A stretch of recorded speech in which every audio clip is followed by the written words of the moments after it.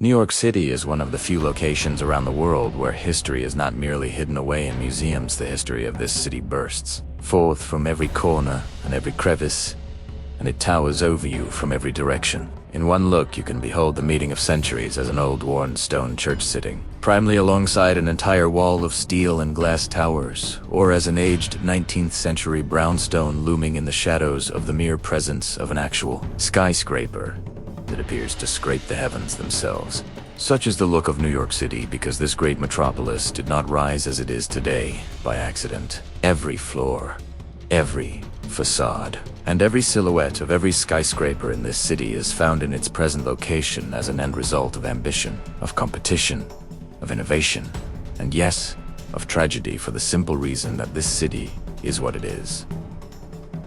As a result of history, why this look for New York City as it is today? Just how did this ancient colonial trading post of Murica wind up as the most iconic-looking skyline in the entire world? What can the look of this skyline tell of the history and the people and the moments that made this city that never sleeps as it is today? To get this, you do not merely take a walking tour of New York City. You actually read this city through architecture. The buildings of New York are more than brick, steel, and concrete.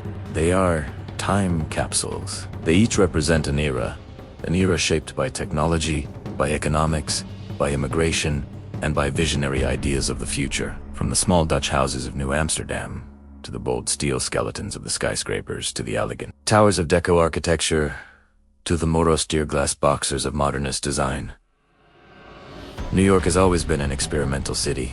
Today, though, its skyline has been changed by periods of economic expansion and busts, by wars, by cultural upheaval, by periods of trauma in the country, followed by periods of rebuilding the architecture of this city. The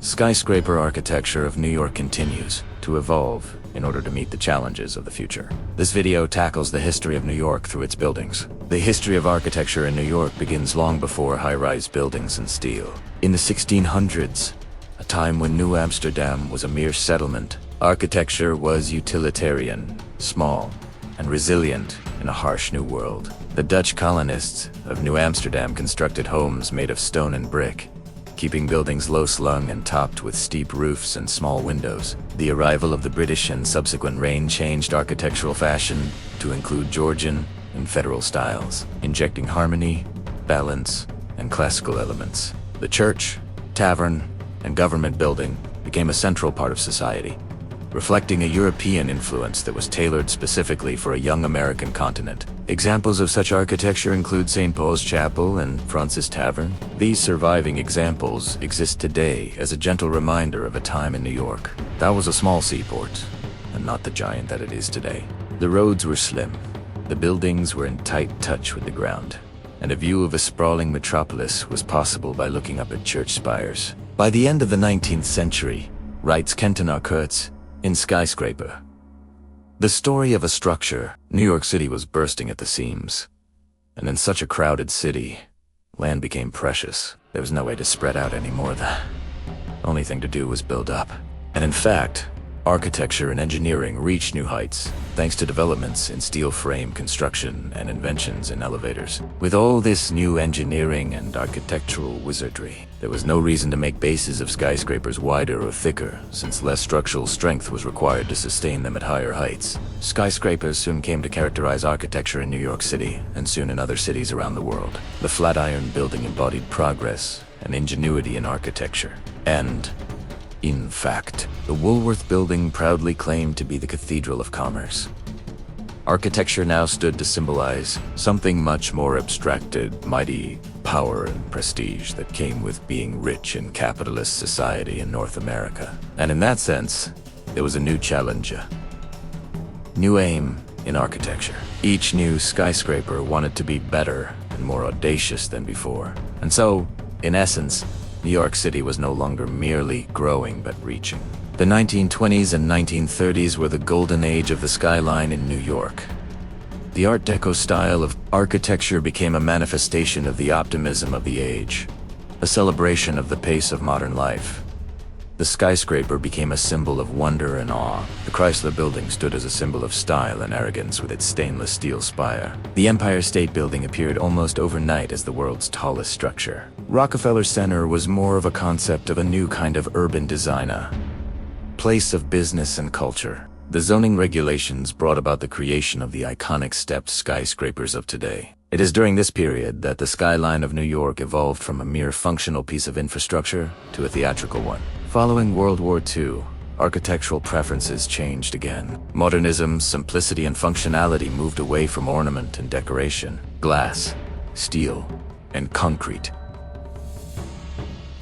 characterized this new urban landscape, reflecting a commingling with European architecture that emphasized design and progress. The international style dominated New York's architecture, thanks to European influences, with clean lines and unobstructed space. The United Nations headquarters represented international unity, and the Seagram Building established corporate architecture standards. Meanwhile, massive urban planning projects redefined neighborhoods with dramatic social repercussions. Critics felt that New York City's soul was being sacrificed for soulless efficiency. However, this era cemented New York City's position within global modernist architecture and fostered concepts that would impact urban design around the globe. The events that occurred on September 11, 2001 have been one of the most defining moments that have shaped the history of architectural development in the city of New York.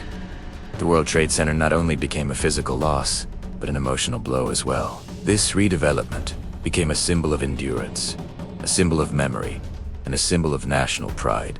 The One World Trade Center became a symbol of endurance, its height a marker of the rich history of the United States of America. New York has entered a new period of its architectural development, showcasing its prominent role as a hub of innovation. From the development of the Supertall Tower, sustainable development, and the development of the monumental Project Hudson Yards, the architecture in New York is more than an assortment of iconic buildings. It is also a living timeline of human struggles, setbacks, and rebirths.